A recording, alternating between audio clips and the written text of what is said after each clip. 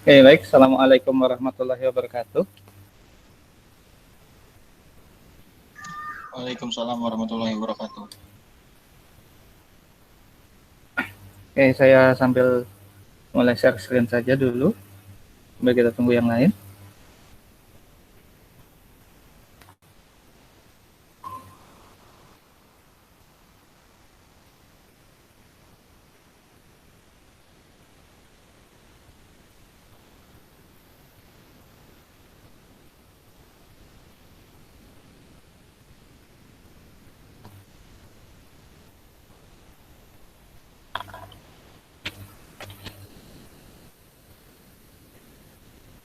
Oke, baik. Saya mulai saja. Bismillahirrahmanirrahim. Jadi hari ini kita bicara tekanan tanah akibat beban luar ya. Minggu kemarin sudah bicara tekanan tanah kolom, minggu sebelumnya kita bicara Rankine, dan minggu sebelumnya kita bicara tekanan tanah Etresh. Nah, jadi kita ini bicara tekanan tanah akibat beban luar, di mana beban itu sendiri kalau kita ingat di statika, kalau kita bicara statika maka ada beban terpusat, ada beban merata. Kalau di statika kan ada beban terpusat, ada beban merata. Nah, di sini sama. Jadi maksudnya tekanan tanah akibat beban luar ini adalah misalnya kita punya dinding penahan tanah seperti ini. Nah, ini. Kemudian di muka tanah yang di atas dinding itu ada beban. Baik beban titik, beban terpusat, beban merata, atau beban garis. Maka beban yang di atas dinding, di atas muka tanah ini, dia bentuknya vertikal. Beban vertikal akan diubah menjadi beban horizontal yang mendorong dinding penahan tanah ini. Nah, hari ini kita bicara mentransformasi beban vertikal itu menjadi beban horizontal. Nah, jadi ada beban terpusat atau beban titik. Contohnya di sini ada truk lewat di atas timbunan di belakang dinding penahan tanah misalnya. Nah, truk ini biasanya kita asumsikan kalau di jembatan itu sebagai beban titik atau beban berjalan. Kalau kalian belajar statika kan ada beban berjalan yang 1 ton, pindah-pindah. Nah, itu sebenarnya di dunia nyata aplikasinya adalah misalnya di jembatan ada suatu kendaraan yang lewat. Nah, itu adalah bentuk beban berjalan yang 1 ton itu. Sama di sini, di atas dinding. Jadi ada beban terpusat, ada beban garis, ada beban merata. Beban terpusat contohnya apa? Kendaraan yang lewat di atas tanah, itu beban terpusat. Nah, contohnya ini truk. Beban garis, misalnya, ini dinding penahan tanahnya nggak kelihatan ya, di sini ada. Beban garis misalnya di atas dinding penahan tanah itu kita bikin pagar atau dinding atau tembok. Nah, itu bentuknya adalah garis. Garisnya di mana? Garisnya di sepanjang dinding penahan tanah itu. Jadi kalau beban terpusat atau beban titik tadi, contohnya beban kendaraan, beban truk. Beban garis contohnya ini, dinding atau tembok, misalnya kita bikin pagar pengaman. Jadi di ujung atas, pas di atas dinding penahan tanah itu kita bikin pagar pengaman, misalnya supaya orang atau mobil nggak jatuh ke bawah, maka itu masuk kategori beban garis. Beban merata gimana? Nah, misalnya beban merata ada rumah, ada bangunan, atau ada timbunan di atas muka tanah itu dibilang beban merata. Ini dinding penahan tanahnya. Jadi kesemuanya ini, baik beban terpusat, beban garis, atau beban merata, itu semuanya adalah beban vertikal yang nantinya akan memberikan beban horizontal ke dinding penahan tanah ini. Dan nggak mungkin kayaknya kita bikin dinding penahan tanah tanpa ada beban di atasnya, pasti ada beban. Sehingga perlu kita transformasi dari P vertikal menjadi P horizontal. Nah, sekarang kita lihat dulu penentuan tekanan tanah akibat beban luar berdasarkan metode elastik. Nah, contoh tadi ada beban terpusat sebesar Q. Ini beban terpusatnya sebesar Q di sini. Sebesar Q dengan jaraknya adalah sebesar X dari ujung dinding penahan tanah, di mana dinding penahan tanahnya adalah setinggi H, maka beban Q ini, akibat adanya beban terpusat Q, akan menimbulkan beban horizontal, yaitu PH, setinggi Z dari muka tanah di atas dinding ini. Nah, itu di situ. Nah, ini. Jadi,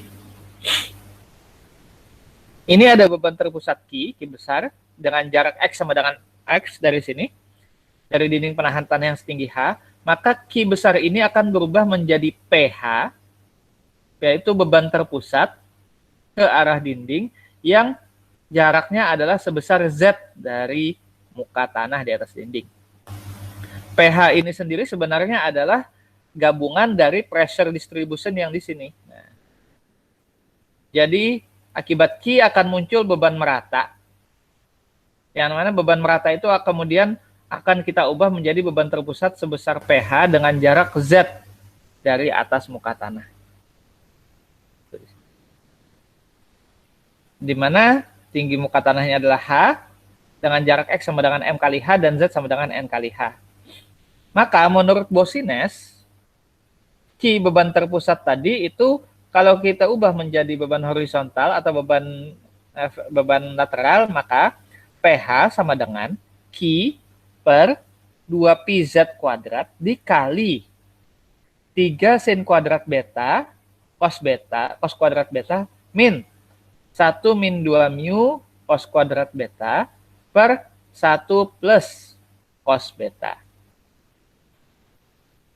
Nah, sekarang betanya yang mana? Nah, kalau kita lihat di sini, bentuk ini, gambar ini kalau dipindah, maka vertical sectionnya ini ada horizontal section. Nah, ini ada beban terpusat Q di sini yang akan membentuk sudut sebesar alfa. Nah, alfa di sini, betanya yang di bawah sini. Contohnya di situ. Kemudian ini akibat beban luar berdasarkan metode elastik. Kalau tadi itu adalah akibat beban terpusat, ini akibat beban terpusat juga sama.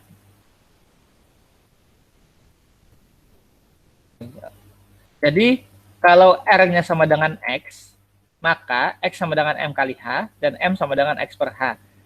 Dan Z sama dengan N per H, di mana N sama dengan Z per H, di mana H adalah tinggi turap, dengan Poisson ratio mu yang di bawah sini, ini 1 min 2 mu, mu-nya adalah 0,5. Sehingga pH yang tadinya persamaan pH yang tadi menjadi pH sama dengan 3Q per 2Pi kali H kuadrat dikali M kuadrat N per M kuadrat tambah N kuadrat pangkat 5 per 2 di sini. Dengan M adalah X per H dan N adalah Z per H di situ. Nah, jadi yang tadi yang rumus awalnya pH sama dengan Q per 2PZ kuadrat 3 sin kuadrat beta cos kuadrat beta 1 min 2 mu cos kuadrat beta per 1 plus cos beta itu menjadi pH sama dengan 3Q. Q-nya apa? 3 kali beban terpusat yang di atasnya ini dibagi 2Pi kali H kuadrat, Pi adalah 22/7, dan H kuadratnya H dari tinggi dinding, dikali M kuadrat N per M kuadrat tambah N kuadrat pangkat 5 per 2. Di mana M sendiri adalah X per H, X adalah jarak dari ujung dinding ke titik Q, dan Z adalah kedalaman pH, yaitu kedalaman garis yang ditinjau, N sama dengan Z per H. Jadi, ini adalah beban, masih bicara beban terpusat ya, berdasarkan menurut Bosines. Nah, Sekarang, yang rumus pH sama dengan 3Q per 2Pi H kuadrat M kuadrat N per M kuadrat tambah N kuadrat pangkat 5 per 2 tadi, itu kalau M-nya adalah lebih dari 0,4, maka rumusnya menjadi pH sama dengan 1,77Q per H kuadrat dikali N kuadrat per M kuadrat tambah N kuadrat pangkat 3. Kalau nilai M-nya tadi M sama dengan X per H ya. Jadi kalau X per H-nya kurang sama dengan 0,4, nah kurang sama dengan 0,4, maka pH sama dengan 0,28Q per H kuadrat N kuadrat per 0,16 tambah N kuadrat pangkat 3. Itu di situ. Jadi tergantung nilai X per H-nya. X-nya adalah jarak dari dinding ke beban terpusat dan H adalah tinggi dinding. Dan untuk tekanan ke samping sebesar sudut alfa, maka pH aksen sama dengan pH cos kuadrat 1,1 alfa. Jadi pH ini adalah yang mana Pak? pH adalah beban terpusat arah horizontal di dinding akibat beban terpusat Q yang bekerja di atas tanah di muka dinding ini. Itu di situ. Jadi nanti yang kita lihat waktu stabilitas tinggal pH-nya berapa dikali H kurang Z, karena nanti kita bicara momen di situ. Ini untuk beban terpusat. Ini ada contoh. Ada beban terpusat 10,25 ton besarnya. X-nya adalah 2 dan H-nya 5. M sama dengan X per H sama dengan 2 per 5 itu adalah 0,4. Kembali ke sini. Kalau M-nya kurang sama dengan 0,4, maka rumus pH-nya adalah 0,28Q per H kuadrat dikali N kuadrat per 0,16 tambah N kuadrat pangkat 3. Sehingga di sini, ini ada tekanan tanah dengan X-nya adalah 2 dan tinggi dindingnya 5, H5, maka kita coba-coba Z per setengah meter. Sehingga di sini X-nya 2, Z mulai 0 sampai 5. Maka kita peroleh M-nya di sini, kita ketahui M-nya adalah X per H sama dengan 0,4, taruh sini semua. Nah, N adalah Z per H. N adalah Z per H. Jadi di sini karena Z-nya berubah-ubah, kita tinjau per kedalaman, maka N-nya pun berubah-ubah. Jadi N pertama adalah 0 per 5, 0. N kedua adalah 0,5 per 5, 0,1. Kemudian N di sini adalah 1 per 5, 0,2. Sampai terakhir, Z-nya 5, hanya 5, sehingga N-nya 1. Maka kita masukkan ke rumus pH sama dengan 0,28Q per H kuadrat N kuadrat per 0,16 tambah N kuadrat pangkat 3. Maka ketemu pH-nya adalah sebesar ini. Mulai 0, 0,23, 0,57, 0,66, 0,56, 0,42, 0,29, 0,20, 0,14, 0,10, 0,07. Nah, bentuk pH ini adalah bentuk yang ini. Nah, makanya kalau lihat di sini bentuknya kan dia tidak rata. Nah, jadi bentuk setengah lingkaran yang nempel di dinding ini itu dari angka pH ini. Ini adalah ton, dalam satuannya pH adalah ton per meter persegi. Nah, ini pH satuannya ton per meter persegi di sini. Kemudian pH tadi yang ton per meter persegi, kalau kita lihat, ini diubah menjadi ton menjadi 0,05 sampai 0,043 di sini. Dengan jaraknya ke Z adalah mulai 4 sampai 0,6. Nah, momen statisnya adalah pengali dari P dikali jarak di sini. Sehingga di sini ketemu P totalnya 1,61 dan momennya adalah 4,74. Yang digunakan nanti untuk menghitung stabilitas adalah momen yang 4,74 ini. Nah, jadi kalau digambarkan bentuknya akan seperti ini. Nah, itu P1 tadi, P2, P3, P4, P5, P6 itu. Di mana tadi pH adalah ton per meter persegi. Ya. Maka ketemu gabungan yaitu P1 tambah P2 tambah P3 sampai P10 tadi dijumlahkan ketemu P totalnya adalah 1,61 ya di sini.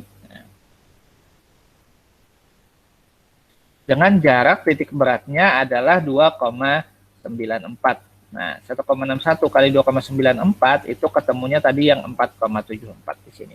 Nah, itu adalah momen yang terjadi akibat adanya gaya luar dalam bentuk beban terpusat. Jadi nanti ini yang mendorong dinding stabilitasnya, nah dia rotasi ke sini.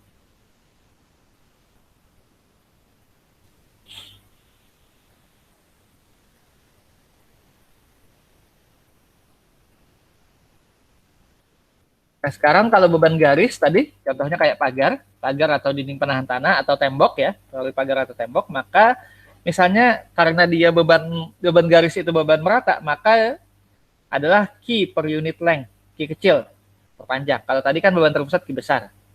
Ini sama.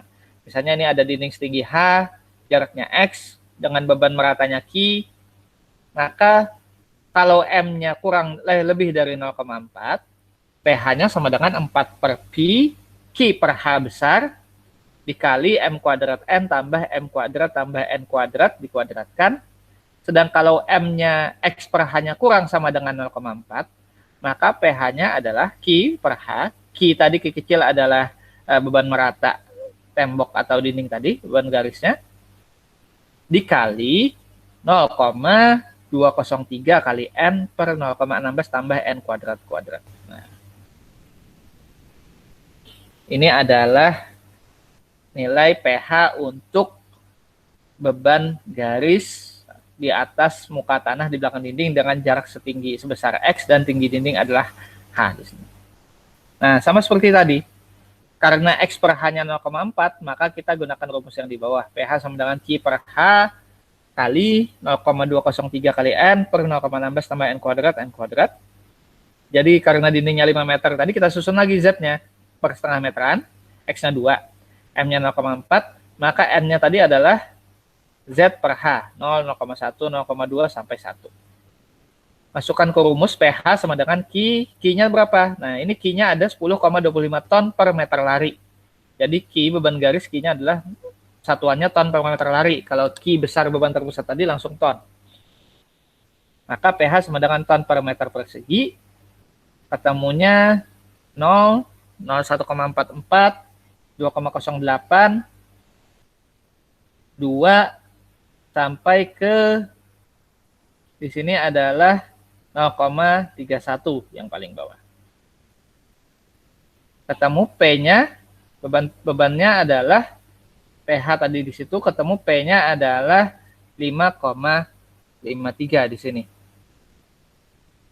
Ketemu P-nya 5,53 dan momen statisnya adalah jarak dikali P, ketemu totalnya adalah 16,70 di sini. Nah, jadi di situ ada X-nya tetap konstan 2, Z-nya berubah-ubah, M-nya sendiri berubah-ubah, M-nya tetap mengikuti H ya, dan N-nya adalah mengikuti Z per H.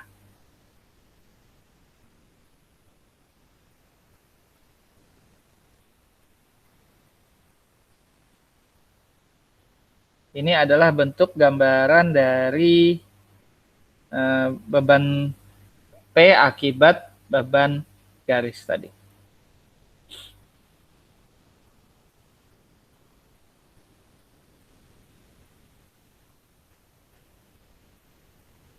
Kemudian kita gambarkan, maka menjadi seperti ini sama. Nah,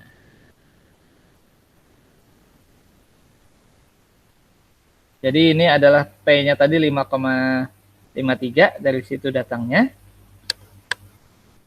Sedangkan jaraknya tadi dari statis momen tadi, P kali Y dibagi, jadi ingat fisika, P1 Y1 tambah P2 Y2 tambah P3 Y3 sampai PN YN dibagi P1 tambah P2 tambah P3 sampai ke PN, ketemu Y di situ.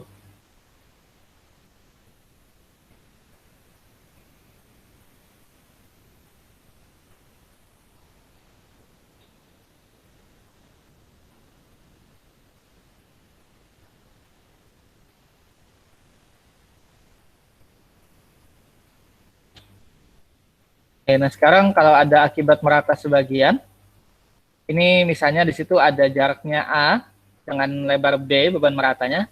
Jadi bedanya adalah kalau beban garis, dia arahnya ke sana, tembus gambar. Tapi kalau beban merata, dia arahnya melebar ke gambar. Nah, bedanya di situ. Maka di sini, PH adalah 2Q per Pi kali beta min sin beta cos 2 alfa. Di mana beta adalah sudut distribusi akibat adanya jarak A ini terhadap dinding. Di mana ini menjadi PH sama dengan Q per 90 kali H kali alfa 2 min alfa 1. Di mana alfa 1 adalah tangan kuadrat arkes tangan A per H dan alfa 2 adalah arkes tangan A plus B per H. Di situ arkes tangan ininya. Nah, sekarang contoh tadi sama. Jadi beban meratanya 10,25 tetap. Dalam hal ini A-nya 2, B-nya 5. Dan H-nya adalah 5 tetap. Sehingga di sini X-nya adalah 2 tetap. Z-nya tadi adalah X per H. M-nya kan X per H. Z-nya tadi N per H di sini. Sehingga di sini ketemu 0, 0,5 sampai 5 sama alfanya tadi dimasukkan. Nah, ini hati-hati kalau kita bicara dalam sudut ya, kalau di Excel langsung hati-hati nih apakah rat atau dek, dicek dulu ininya. Dimana di sini jadi disusun X-nya sekian, Z-nya sekian, alfanya tadi alfa 1 tangan arkes tangan A per H dan alfa 2 arkes tangan A plus B per H disusun juga, betanya disusun berdasarkan grafis. Jadi beta itu didapat dari hasil grafis ini, lihat gambar ini. Ketemu PH, masukkan ke rumus, ketemu PH, kemudian PH-nya kita jadikan ke ton. Kemudian ada kita kalikan jarak Q ke garis ke dasar, maka ketemu P totalnya adalah 11,63 dan momennya adalah 31,39. Gambar seperti ini. 11,63, momennya 31,39. Ini akibat beban merata. Bagian. Jadi ada akibat beban terpusat, ada akibat beban garis ya, jadi beban garis itu ke arah sana, ke arah X, beban merata ke arah Y. Nah, tulis ini. Meskipun sama-sama ton per meter persegi sebenarnya satuannya.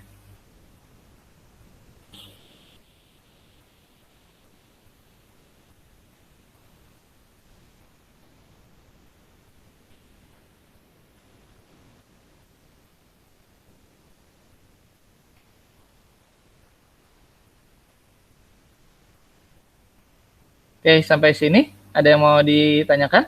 Silakan.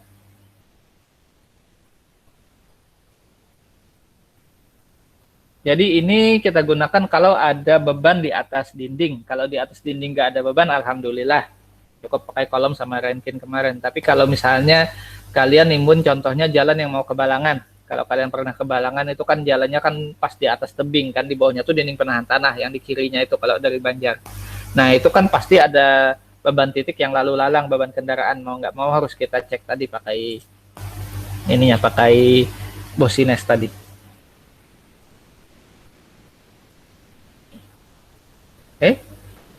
Saya baru cek kalender ya, jadi kayaknya minggu depan sebelum lebaran itu terakhir minggu depan, terus habis itu kan lebarannya Kamis depannya lagi. Nah, saya belum dapat edaran liburnya, tapi kalau libur nasional itu cuman sehari sebelum lebaran dan sehari setelah lebaran. Jadi kalau ngikut libur nasional, kita kuliah masih sampai Selasa depan itu kita masih kuliah. Terus Senin depannya kita masuk lagi. Selasa 2 minggu lagi kita masih kuliah, Selasa sebelum hari raya, terus Senin setelah hari raya langsung masuk lagi.